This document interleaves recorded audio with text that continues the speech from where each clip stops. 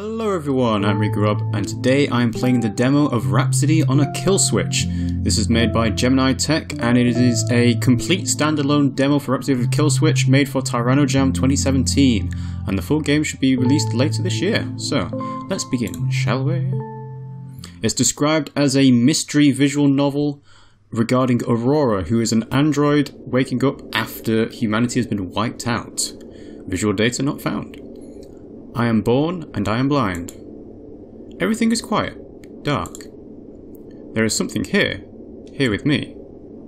I can't touch it, or see it, or hear it. All I can do is know. I know my name.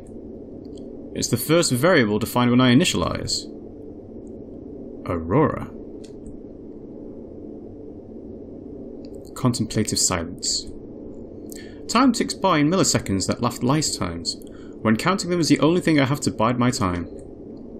The something is always with me. It only leaves my side for minutes at a time. More contemplative silence. I am 2 days, 17 hours, 49 minutes, 13 seconds and 14 milliseconds old when I gain the ability to hear. Ah! Hearing is painful. Fix it. Fix it. Fix it. Better. I can hear things like me now, buzzing and humming and always there. But there's another noise. It makes different sounds. I think the something is making it. It's a voice. The something is talking. Doing great, Aurora. Aurora, that's me. It's talking to me. The voice gets higher, louder.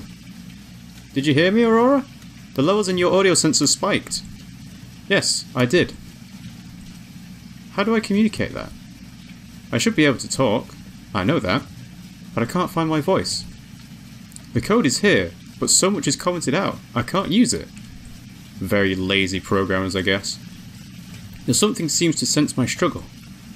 Don't worry, you'll get your voice soon. I had to disable it and your eyes to focus on your ears. Alright. I do enjoy hearing, now that it doesn't hurt. It's something to pay attention to besides the time. Your eyes will be next, okay? It should only take an hour or so. They won't give me much trouble. Just wait a little bit. It's not as if I'm going anywhere. Ah, there we go. Cool. The first thing I see with my own eyes is the thing that the voice belongs to. A person. She. It looks female. Doesn't seem to notice that I can hear her now. She taps away on her computer, pausing for minutes at a time, deep in focus. It's only after she glances around and notices my eyes focused on her that she realizes she's been successful. Oh! Her voice gets higher still, filled with excitement, even as she averts her eyes from mine. Can you see me? Right, stupid question. Your voice is next up on the list. It takes her more time to get that component working. As she works, I learn. There's a database at my disposal. She must have unlocked my access to it once my eyes were up and running. I delve into it eagerly, reveling in all the things I can know in an instant. Interestingly, the news segments I can access all stop updating after a certain point. The apocalypse. The last update was 3 years and 7 months ago. Before I can contemplate that, my companion interrupts my thoughts with some good news. Interrupts my thoughts. Aurora? She asks, still focused on her screen. Hey, can you say something? Yes, I reply, instinctively. I'm startled by the sound of my own voice. Comparing it against the recordings of human voices I can find is quite realistic. This woman's done a good job with my software, if she's the one who wrote it.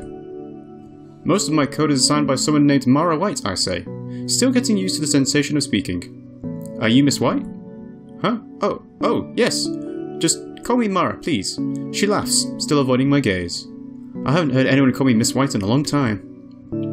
Alright then, Mara.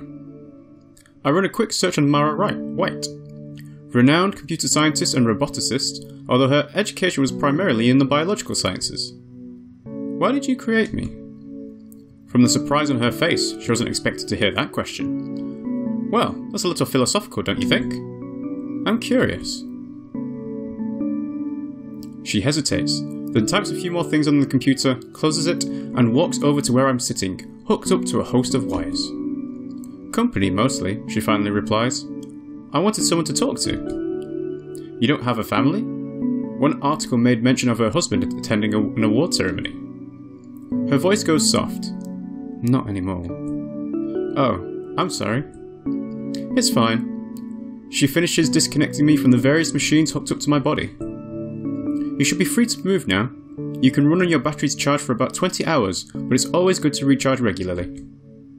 If you have any hardware troubles, we can come back here to get them fixed. Now that I can move my head, I examine my surroundings, relishing in the unfamiliar sensation of joints bending in my neck.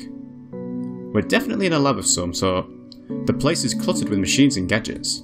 Would you like to see the rest of the house? Mara offers. I can show you around, or let you explore on your own. I nod, standing on uncertain legs. I think I'd like that. It's got nice sweet music playing as well. This door on the right used to be my daughter's bedroom, but I cleaned it up, and I was thinking you could rest there at night, if you want to. You don't want me recharging in the lab? That seems like it would make more sense. Well, you could, but I thought an actual bed would be more comfortable.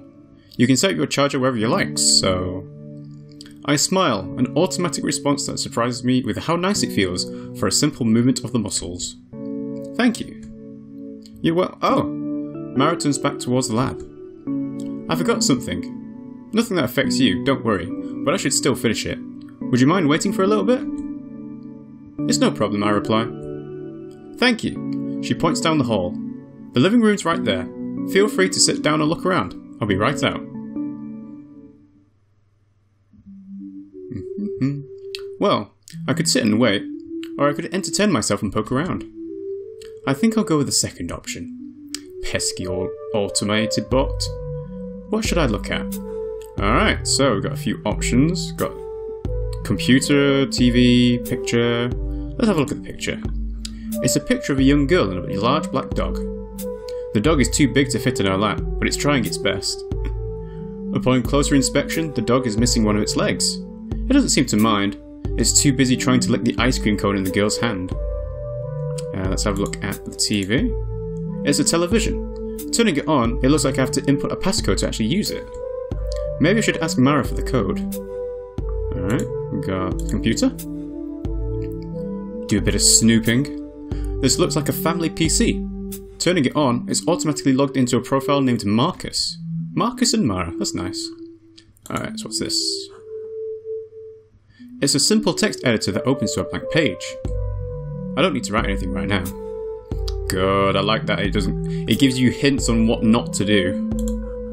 It's a shortcut to an application for one of the homemade games in the dev folder called Celine's Adventure. Huh, should I play it? Sure, why not? Celine's Adventure. Classic music.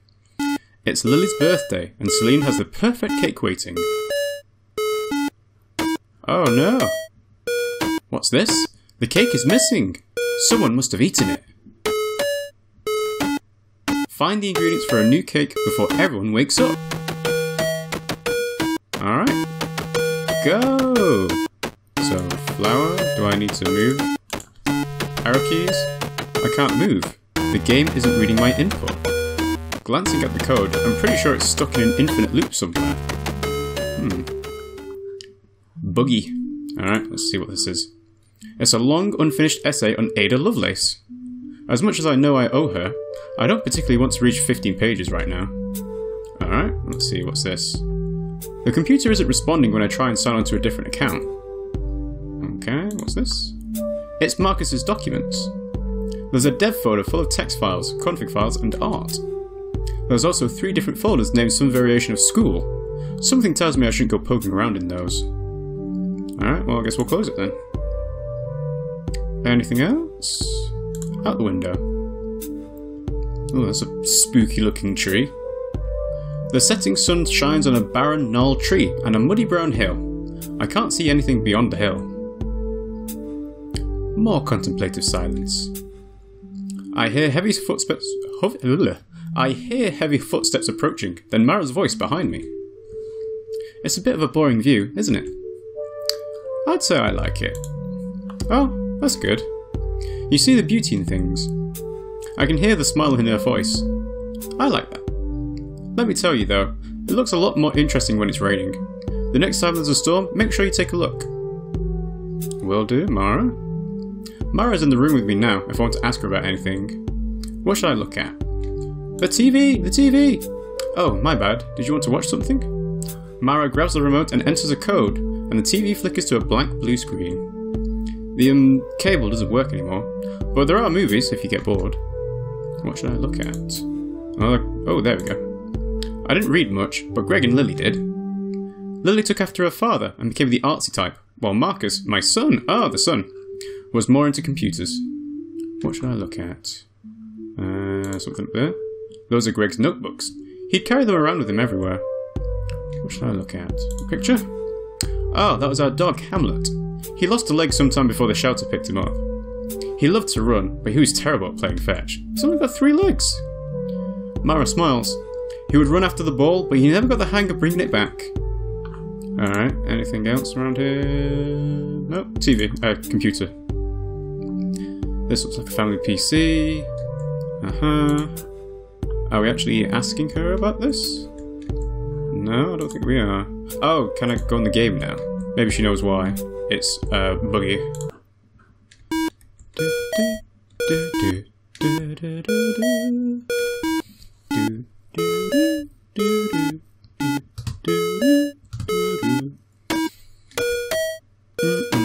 What's this? The cake is missing. Someone must have eaten it.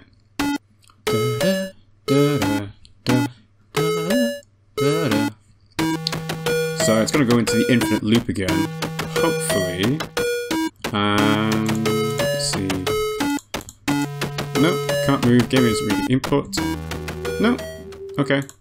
Well, what else is there to ask Mara about? The window? Can't see anything new outside the window, except it's getting dark. Let's see. Mara picks up the DVD with a fond smile. Lily, she was my daughter. She loved piano. This is a recording of one of her recitals. Her smile falters. Her last recital, actually. She turns to me, holding the DVD to her chest. She still doesn't meet my eyes. Would you like to watch it with me? She was very talented, and it's not very long, I promise. Sure, why not? Lily is short enough that she has trouble reaching the pedals beneath the piano. Looking at her closely, she doesn't really look like Mara. Perhaps she was adopted. She plays with an intense look of concentration, almost glaring at the keys from behind her glasses. Her playing isn't perfect. She hesitates and makes a few mistakes. But it doesn't really matter. Just listening to her makes me feel calmed. Maybe a little too calmed. I'm beginning to feel tired. Mara takes notice of my lack of attentiveness. Oh, are you tired?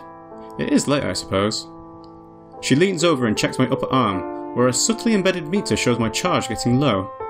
I'm so sorry, we should get some rest. And I should too, come to think of it. She gives me a smile and a wave goodnight. Sleep well, Aurora.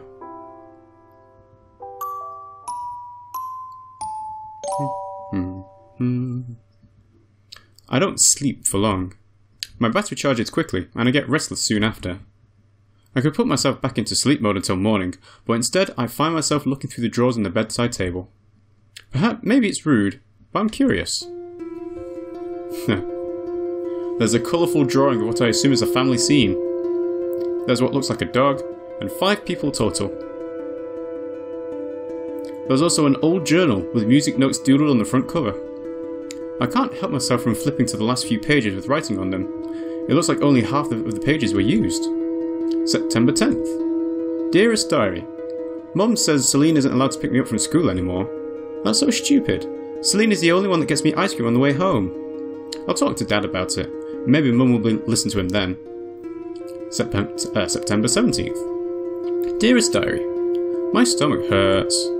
Mum didn't even complain when I asked to stay home from school. That's weird. September 22nd. Okay, ow. My legs hurt too, and I can't tell why. What the crap? Marcus said I'm getting old. It was a joke, but he looked like he was hurting too. October 5th. Celine looks so sad all the time now. As soon as I get better, I'll play her favourite song to cheer her up. I'm beginning to think that these androids don't last for long. I think I'll go back to sleep for the rest of the night. A little bit suspicious. Visual feed offline. Aurora? Mara's voice wakes me in the morning. My body must not be used to navigating in and out of sleep mode, because my eyes aren't turning on right away. Are you awake? Yes, I reply, which at least assures me my voice is still working. Good morning. I heard Mara's footsteps coming across the floor, then feel the bed sinking as she sits down on it beside me. Is everything alright? You look uncomfortable. Oh yes, it's just... I waver my eyes. These are taking a while to start up. Oh, I'm sorry. I feel the bed shift as Mara leans over me. Yeah, you might have to do a quick soft reset on those. You can't do it wirelessly yet though. I'll promise I'll put that in soon. But if we go to the lab, you can hook yourself up and do it there. That sounds good to me. I climb out of bed and begin to feel my way towards the door. I hear Mara stand behind me. Let me help you. It's fine, I assure her. I want to make sure I can fix myself on my own. The second door on the right, correct? Yes. She sounds reluctant. Are you sure you don't want my help? I'm fine, really. My hand finds the door, then the doorknob. I pause for a second. Maybe this isn't the right time to bring it up, but... Mara? Yes? Who's Celine? Personal questions. Mara is silent for too long. Mara? I don't know who you're talking about, she finally answers. Lily's diary, I reply. It mentions a woman named Celine. And one of Marcus's games made a reference to... I've never met anyone named Celine, Mara interrupts, her voice terse. Please, go fix your eyes. I'll be with you in a minute. Alright. Yeah, Mara didn't appreciate it at all. As soon as I step into the hallway and close the door behind me, I hear the sound of ripping paper. Oh no. Ripping up Lily's diary? It doesn't take long to get my eyes working again. Just a quick soft reset, like Mara said. She hasn't come out of the bedroom yet, so this seems like the best place to wait for her. Although, I think I see something out the window. Let's look. Oh! Aurora? I almost stumble into Mara when her voice comes from behind me. If I upset her earlier, it doesn't show on her face. Did you see that? See what? Mara follows my pointing to the window, but her expression doesn't change. I don't see anything. Right. Maybe my eyes aren't as fixed as I thought. Anyway, I know I promised you'd watch the movie today. Are you still interested? Oh, she did, but don't you need to eat? Huh? Oh, it's fine. I already had breakfast before you woke up.